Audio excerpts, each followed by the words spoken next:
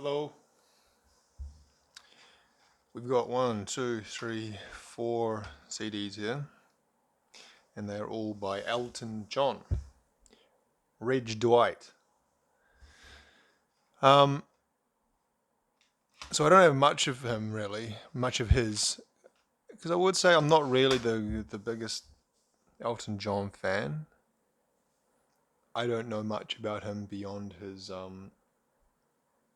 singles, and he was well he is he's like one of the biggest artists of in the world, isn't he?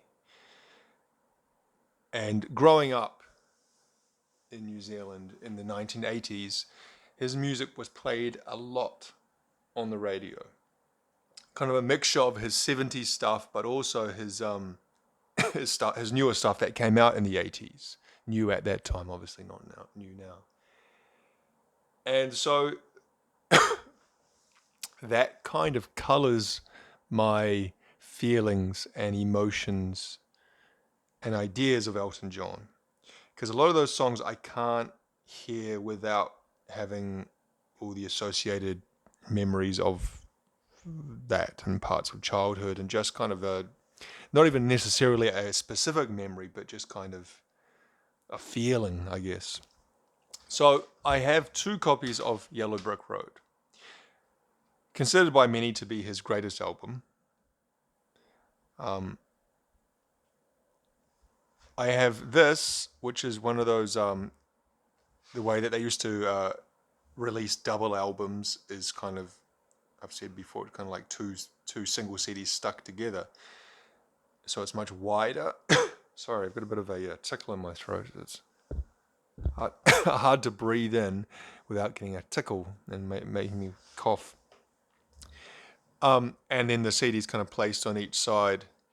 And in some ways, this was a better arrangement because it's a lot more stable and a lot more secure and stronger. Whereas the way that we do it now with the kind of fold out, either swinging from the internal hinge or the external seat, this is exactly what I'm talking about here. You try and pull it, and the hinge has kind of become stuck over the years, and so it's kind of like feels like you're breaking it when you pull it down. Um, and so I've kind of been deciding which of these I want to get rid of. There's no difference, exactly the same track listing. It's just this was, obviously it's a 1973, is it 1973? Yeah, 1973 album. This one was issued in 95. This one here. This one looks like it was issued, doesn't actually say, but I would say this would have been the early days of CD technology, so probably the early to mid 80s. At a estimate, 369, just saying different dates. You can usually pick out another date and so there's not much really to say about the album. It's a classic album, So what do we got? Funeral for a Friend, Love Lies Bleeding. Great opener. One of my favorite songs of his, Candle of the Wind.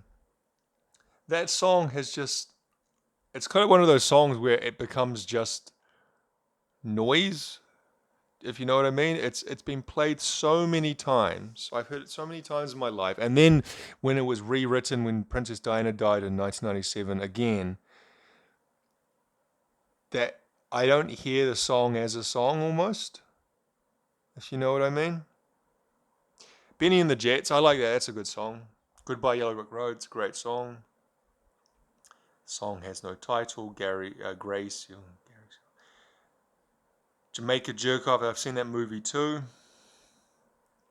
And the second disc, Sweet Painted Lady, The Ballad of Danny Bailey, Dirty Little Girl, All the Girls Love Alice, Your Sister Can't Twist, Saturday Night's All Right for Fighting, Roy Rogers, Social Disease and Harmony.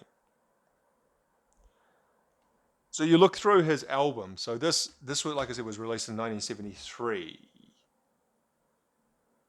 which is a year he released two albums. He also released "Don't Shoot Me, I'm Only the Piano Player."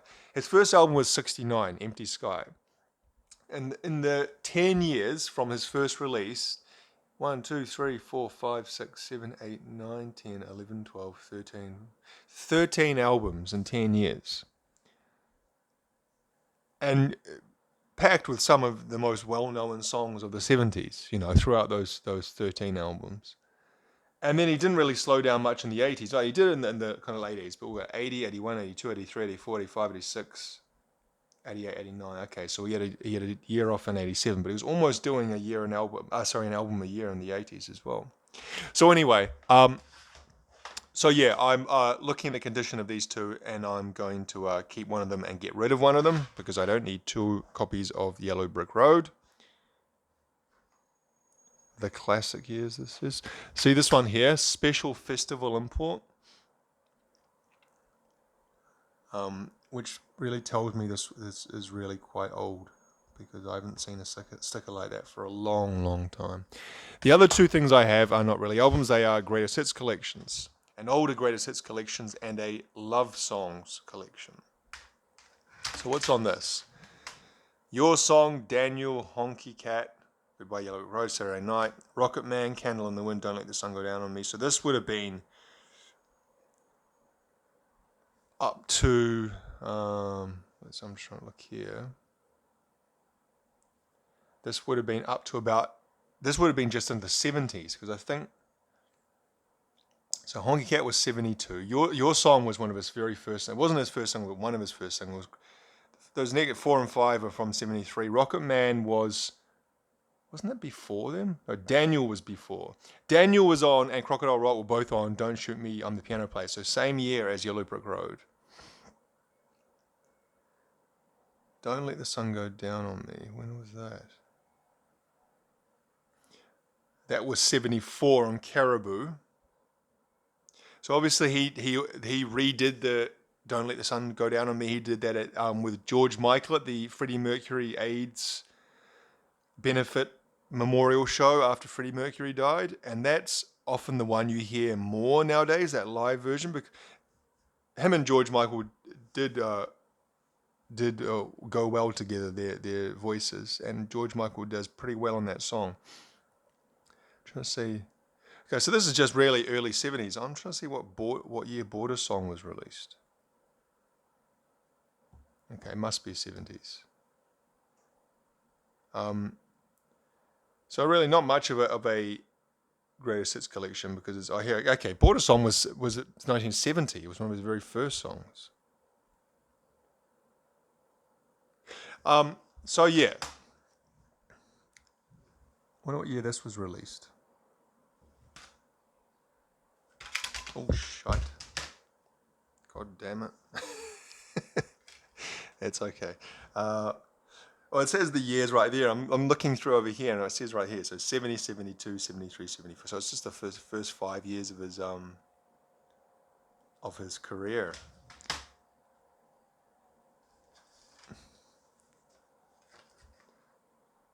A little bit of kind of spotting on the booklet. It looks quite different there, doesn't it? Guess without the glasses, because he usually wears glasses. That is him, isn't it? Yes, it is, obviously. Why would they not?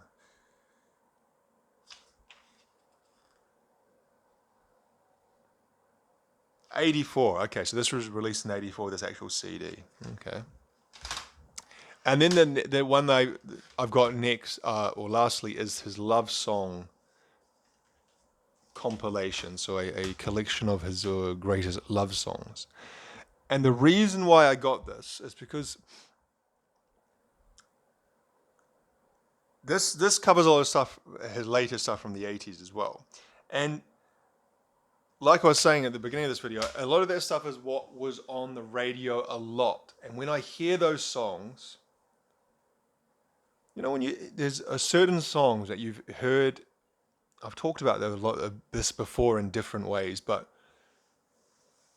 there's something where you'll hear a song when you're a kid, I think, at a certain particular ages, or you hear it multiple times as a kid. But I don't even think it's multiple times. I think sometimes even just a handful of times. And for some reason, it burns itself into a particular part of your memory. And that when you hear it in the future, any time in your life, or this is what it is for me, I'm in my early 40s now, and it still have exactly the same response. It produces this weird. It's not nostalgia. I've talked about nostalgia before because it's not even necessarily a particularly good feeling. It's just like this, like zaps you backwards. It's like it fires some neuron in your brain that it's been. Oh, there's that song. Remember that? Oh, there's that song. Remember that? But it just kind of does this weird thing, and there's a couple of songs that does that with me. The one particular one is a song that I really don't like. I actually think it's shit, schmaltzy shit, but is that song Nikita, which I think he released in the mid 80s, mid to late 80s. And I really dislike everything about that song. I don't like the beat, the jing ching. I don't even know what it is. It's almost kind of like I don't know. And the bass, I think it uses fretless bass. And just everything about that song, I don't really like. 85 it came out. But when I hear it, the very first kind of 2 seconds of that song, it's like, whoop, my brain like kind of like short circuits for a second. I'm like, ugh. It almost gives me like a bit of a shudder when I hear that song. And then the other ones that does that is Sacrifice. Now, Sacrifice came out in 89, I think. And I can't stand that song. I think that's like a bad song. And what's worse is that the song has been remixed and used, I think, by recently Dua Lipa, who is a current. I don't know if you're watching this, if you're up to date with the current state of modern music and what young people like, or I sure am sure should am not, but I know the names. You'll hear names come up again and again, and one of them is Dua Lipa, and she's done some remix. I think it's her with someone else, and it uses that sacrifice, different hooks of the vocal, like the cold hard part and the hard done by you part, and oh god. Okay, so it says cold heart with Dua Lipa and Pnau. It's Pnau. How do you pronounce that? Pnau. Now. So I don't know who is that, an Elton John song? Okay, so it says it's a remix song by Elton John and Dua Lipa from the former's 32nd studio album, The Lockdown Session. Okay, so Elton John seems to be the main. Well, if all the songs he chose to remix, he chose that one. I think I was in a gym. I was going to the gym for a couple of years there, and I had to cancel. Well, I didn't have to, but I decided to cancel my membership when COVID got particularly bad. And I haven't restarted, but I've actually, me and my wife have been talking about restarting the membership because it's important to I stay in pretty good shape, as in I'm whatever. I walk a lot. I walk a lot and try to move as much as I can in my daily life. And if there's a choice between walking and driving somewhere, I'll try to walk if it's not too far. And but you need to maintain muscle strength in your body as you get older. Otherwise, you start getting these weird injuries because your muscles can't handle. They're not kind of balanced. And I feel that when I'm not going to the gym, I get more muscle pulls in my back. And if I keep the muscles at least having a semblance of strength in my back, then I tend to not to get injured as much. What's this got to the Elton John? That's right. I was at the gym one day and that song came on. And it was like, like this visceral, base level cringe in my soul when I heard it. Like, everything bad about music rolled into one. But what was there's another one. So we got Sacrifice Candle in the Wind. I guess that's I guess that's why they call it the blues. I like that song because they used it in the Family Guy episode once. And I don't really like Family Guy. I think it's a bit, I don't know. But anyway, there was one particular episode where Peter was in a wheelchair, and they used that song in the background, kind of as a doing montage when he was showing the difficulty of using a wheelchair, and then the jokes kind of paid off when he goes and visits Joe, his other friend in a wheelchair, and you realize he's only been in the wheelchair for 45 minutes, but it makes it look like it's been months. But anyway, um, I had talked about that version there. Don't Let the Sun Go Down on Me with George Michael. So that's the version they chose to put. Sorry seems to be the hardest word. There's another song that I really can't stand. Might not be on there. The one that goes da da da da. Sad songs. Sad songs say so much. That one. That's another. The 1980s. What I think he did release some bad music, and that song is fucking awful.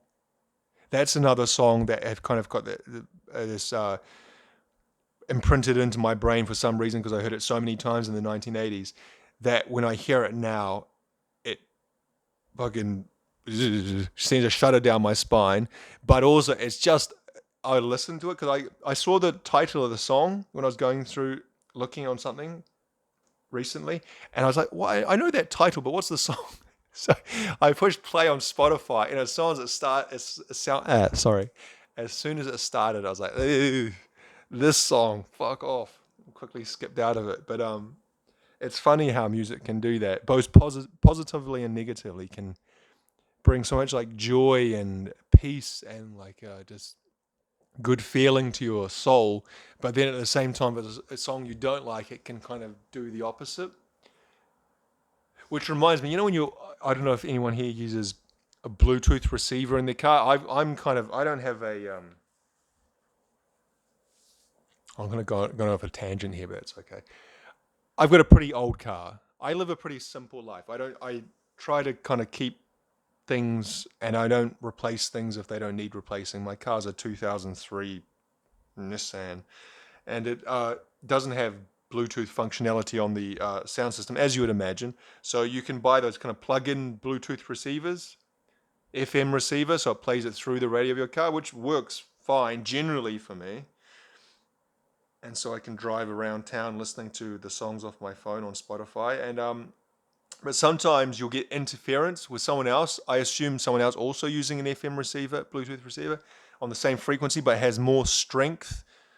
And so you'll drive past a car, and their Bluetooth will hijack your car radio for like 2 seconds, or sometimes longer if you're stuck behind them in traffic, and you'll be subjected to their music. And my God, it's like so invasive. It feels like you're being assaulted almost, because sometimes, almost always, the music is just fucking horrific, and you're subjected to listening to it first. I just quickly shut the radio off, just turn the power off and have silence, because can't be having that. And then in general, I think Bluetooth has got its goods and its bad sides as a technology. I think it's a little bit, I don't know.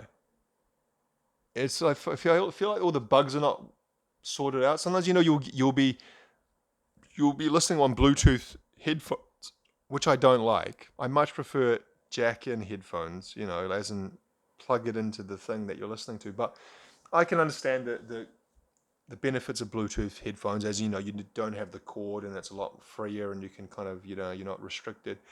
But sometimes you'll be connected to two devices, so you'll be listening on one thing, listening to something, and then you'll want to do something on another, and that will click itself into it as well. And you think, well, anyway. I'm going way off topic here, aren't I? The other song, the main reason why I bought this is because of the song Blue Eyes, which is another 1980s single, bit schmaltzy. I think it was 82, 83 that song came out. But I like that song. See, it's strange, isn't it? songs are kind of equally schmaltzy. Sacrifice. I think Sacrifice is magnitudes more schmaltzy. The problem is Blue Eyes is just him and his voice and the piano basically with a little bit of strings coming in throughout. But it's basically just Elton John singing with a piano. Whereas Sacrifice has got all sorts of awful piano and synth backing, and I think there's a kind of minimal beat, and I don't know. Why is one good and the other not good? I don't know. But anyway, I like that song Blue Eyes, and it reminds me of a lot of different things. I heard it in two particular opportune times in my life. One is when my grandmother died, and I was living in an apartment over in the city by myself, and my dad came to pick me up for the funeral to take me back to their house because all the family had to go together. And so I was waiting out on the street, and he came and pulled up outside my apartment. I got in the car, and when we were driving back towards my parents' house, my family, with the home where I grew up, that song was on, and it was just kind of like this. It was like you on the day of a family member's funeral. Even when my grandma lived a pretty long life, she passed away at 86. But still, there's sadness and just a subdued feeling, and that song came on, and so it just always stuck in my brain. And then the next one would have been not too long after that, probably about a year after that. I was moving overseas, and my parents were driving me to the airport. So again, I'd kind of like a somber.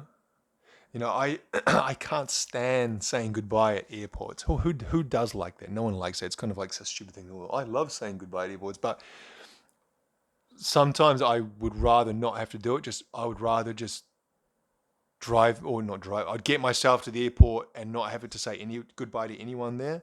I hate the drawn out, because you got to check in and they're kind of standing there waiting for you, and you got to go upstairs and you go through the departure scene. You got to say goodbye, and it's like, oh. It feels like when you say goodbye to people like that, it feels like a part of you is dying. You know what I mean? It feels like a part of you is dying and you're getting closer to death. It just feels unhealthy, especially as a man, because you can't, I made it sound stupid, but you can't like cry and bawl, like I couldn't do that anyway. Like I can cry easy enough, but I was like, you can't go, I don't think most people can't do that. So you have to kind of swallow your emotion, you swallow the sadness down. And that feels really unhealthy. It feels like it's like pushing this like weight into your chest. I can't, and I had to do that other times.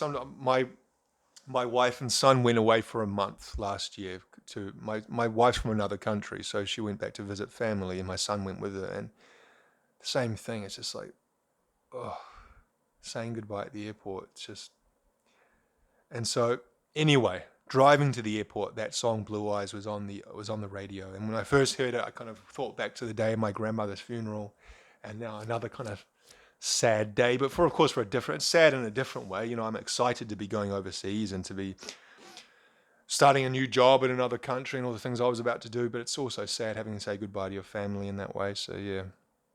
So that song kind of reminds me of that. And when I hear it now, I have kind of, it's kind of a saddish feeling. It's a love song, but it has kind of a sad, downbeat feeling to that song, but maybe reflective is a better word. Now, I'm sure almost no one has listened to the end of this because I've just been rambling shite for 24 minutes. But yeah. An album and 2 greatest hits collections of What Do I Own of Elton John. No denying he's one of the greatest artists of our age. And he's getting on now. I just read just today in the news that he had a fall at his home. A fall, which when you hear that when someone's old, it means, they've maybe broken a hip or something. Anyway, I'll leave it there. Thanks for watching.